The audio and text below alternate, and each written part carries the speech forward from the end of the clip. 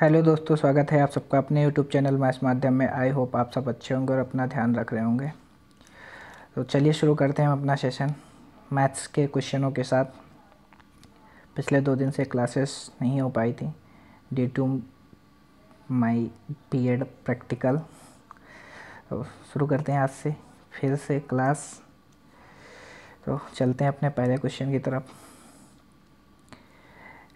Question ये रहा कि यदि P अनुपात Q बराबर 3:5 और P अनुपात R बराबर 2:3 तो 3P अनुपात 4Q अनुपात 3R का मान क्या है। ठीक है, तो हमें करना क्या है, जैसे कि P दे रखा है हमें, P और Q दे रखा है।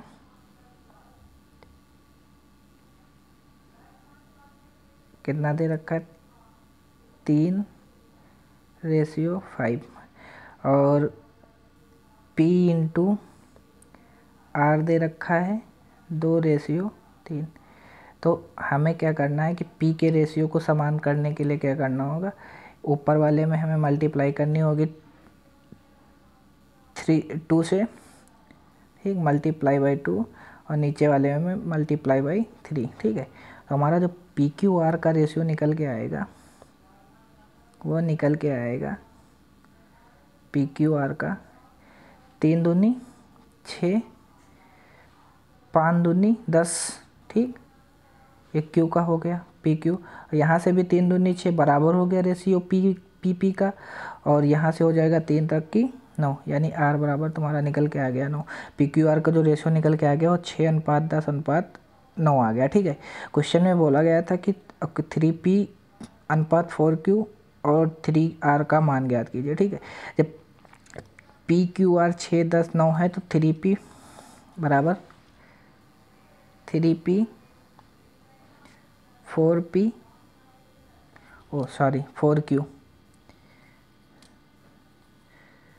4Q और लास्ट वाला कितना 3R। ठीक है, 3R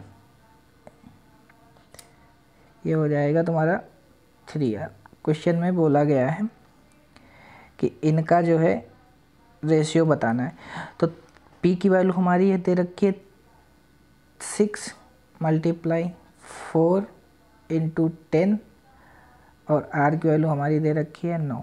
ठीक, ये हो गया तुम्हारा 18, ये हो गया 40 और ये हो गया 9 त्रिक 27, यानी 18:40:27, यही आंसर हो जाएगा इसका।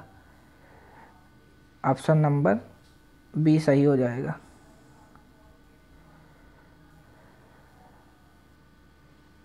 ऑप्शन नंबर बी सही हो जाएगा इसका।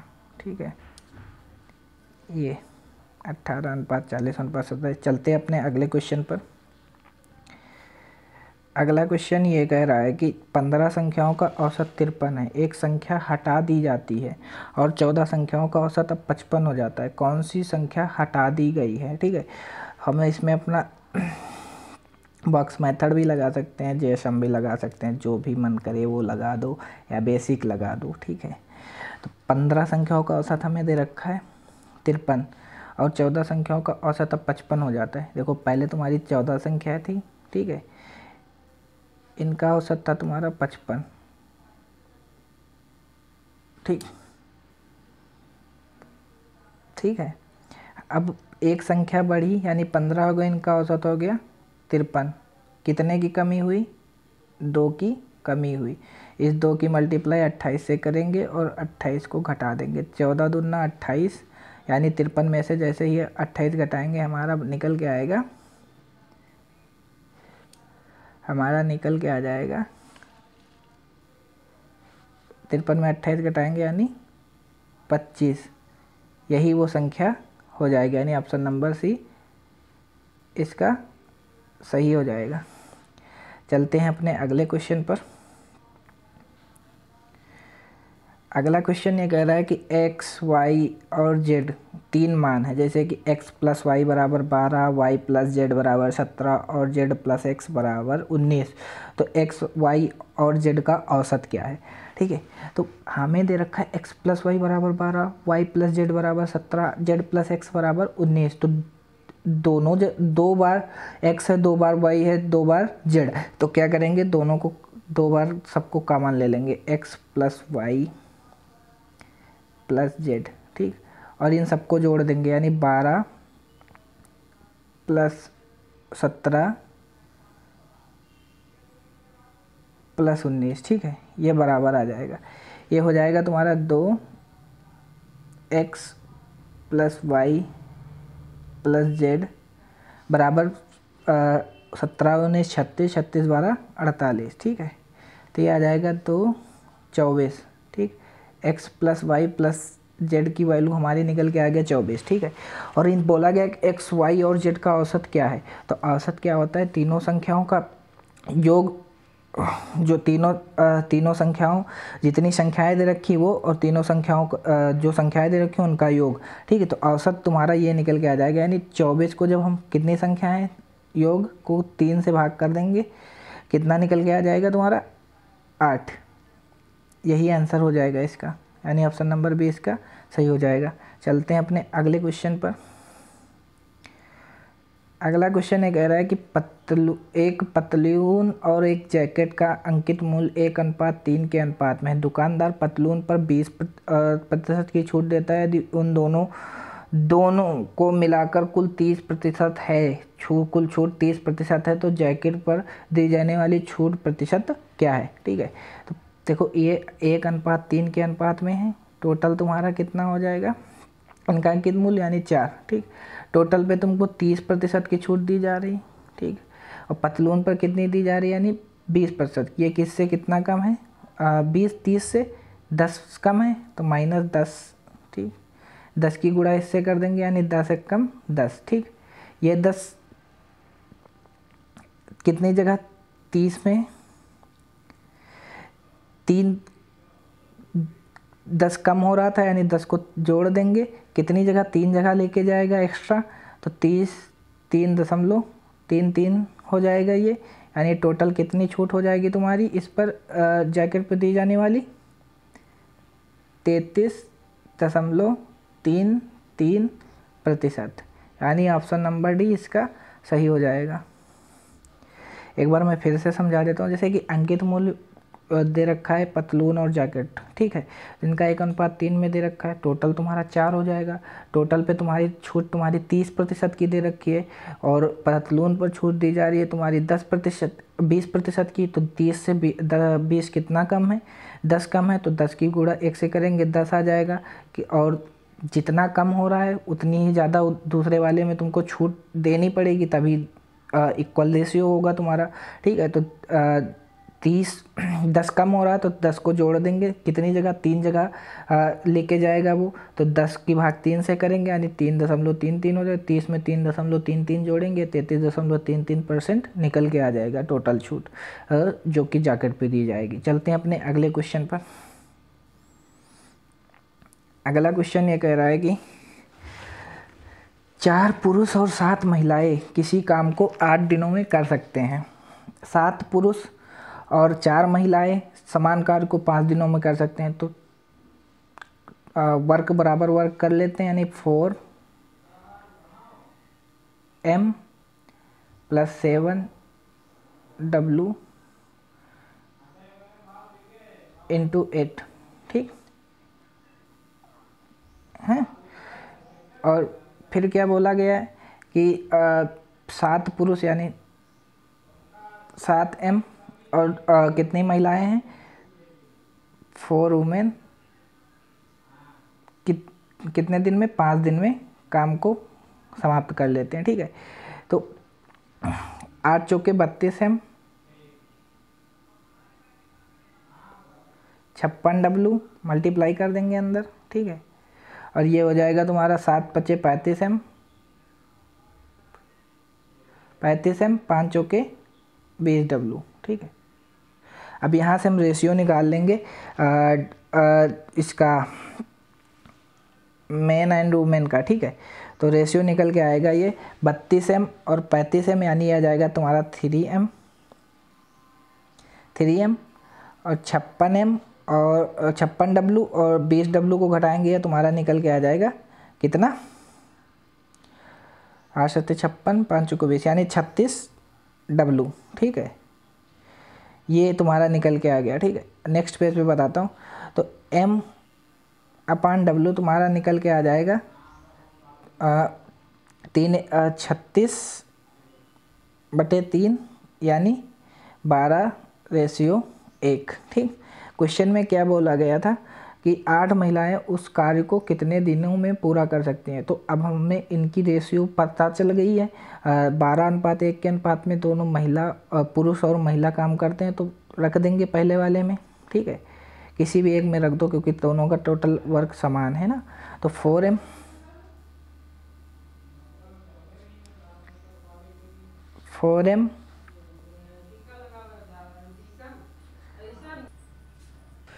देखो 4 पुरुष कर रहे थे तो 4 पुरुष, उनकी एफिशिएंसी 12 से मल्टीप्लाई कर देंगे। 7 महिलाएं हैं तो 7 महिलाएं और इंटू उनकी एफिशिएंसी 1। ठीक है, और टोटल तुम्हारा कितना दे रखा है, 8 दिन में काम कर रहे थे। और कितनी महिलाएं करनी है काम को तुम्हारे, 8 महिलाएं करेंगे यानी 8 इंटू 1 कितने दिन में समाप्त करेंगे। ठीक, ये तुम्हारा बनेगा 8 से 8 ये कैंसिल हो जाएगा, 12 चौके 48, 48 और 7 तक कम 7 यानी तुम्हारा टोटल 55 डेज में 8 महिलाएं इसी काम को ख़त्म कर देंगी। यही आंसर हो जाएगा इसका। चलते हैं अपने अगले क्वेश्चन पर। अगला क्वेश्चन ये कह रहा है कि मनोज ने 2280 रुपये में 2 टीवी खरीदे। उसने एक को 20% की हानि पर और दूसरे को 10% के लाभ पर बेचा।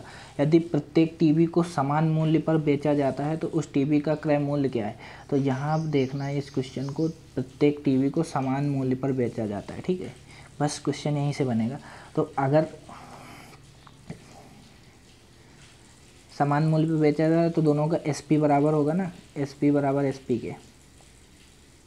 तो पहले वाले का CP कितना दे रखा है, 20% की हानि पर होगा तो यानी CP इंटू 80%। और दूसरे वाले को कितना बोला जा रहा है, बेचा जा रहा है 10% के लाभ पर यानी CP2 इंटू 110 के। 0 से 0 कैंसिल हो जाएगा यानी 11:8 का रेशियो बनेगा CP1 एंड CP2 का। ठीक है, क्वेश्चन में ये बोला गया है कि दोनों का क्रय मूल्य 2280 रुपये यानी 19 की वैल्यू हमें दे रखी है, 19 की वैल्यू हमें दे रखी है 2280। एक यूनिट की वैल्यू हमारी निकल के आ जाएगी 19। ठीक, 19 एकम 19, 19 दूना 38 एंड देन 0। और बोला गया क्या गया था क्वेश्चन में कि हानि पर बेचे जाने तो उस टीवी का क्रय मूल्य क्या है जिससे हानि पर बेचा गया था। तो 11 रुपये हानि पर बेचने वाली का 11 यूनिट वैल्यू है, तो 11 यूनिट की वैल्यू हम निकाल देंगे। 11 यूनिट की वैल्यू निकालेंगे यानी 1100, 11 दूना 22 और 11 कम 11, 11 2 13 यानी 1320 रुपये इसका आंसर हो जाएगा। चलते हैं अपने अगले क्वेश्चन पर। अगला क्वेश्चन ये कह रहा है कि एक व्यक्ति 4000 की दर से 3 चश्मे खरीदता है। पहला चश्मा 30% के लाभ पर बेचता है, दूसरा चश्मा 10% की हानि पर बेचता है और तीसरा चश्मा भी 10% की हानि पर बेचता है। पूरे सौदे में अर्जित लाभ का कुल प्रतिशत कितना है। देखो पहला चश्मा 30 रुपये 30% के लाभ पर बेचता है, दूसरा 10% की हानि पे, तीसरा 10% की हानि पे अपॉन 3 पूरा अर्जित। एवरेज रेशियो निकाल देंगे इसका, 30 में से 20 जाएंगे यानी 10 बचेंगे, 10 की अपॉन 3 करेंगे यानी 3.33% इसका आंसर हो जाएगा यानी ऑप्शन नंबर बी सही हो जाएगा इसका। ठीक है, चलते हैं अपने अगले क्वेश्चन पर। अगला क्वेश्चन ये कह रहा है कि एक समलंब प्लेट की 2 समांतर भुजाओं की लंबाई। ठीक है, ये हमारा समलंब